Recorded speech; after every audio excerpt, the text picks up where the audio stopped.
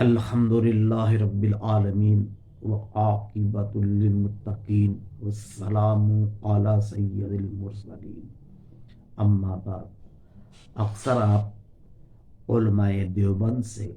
سنتے ہیں کہ مزرات سے فائدہ حاصل نہیں ہوتی، اور خود ان کی کتاب المحند علی المفند میں لکھی ہوئی ہے کہ میں مزرات سے فیوج کے قائل ہیں، یعنی کہ مزرات سے فیوج حاصل ہوتی ہے۔ ان کی دوسری کتاب مصائخ چشت میں یہ بات لکھی ہوئی ہے کہ جن سے زندگی میں فیوج حاصل ہوتی ہے ان سے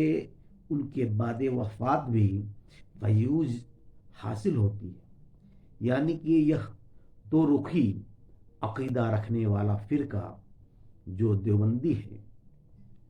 اس سے ہم کو بچنا چاہیے، اس فرقہ سے ہم دور رہیں اور اس پہ لعنت بھیجیں۔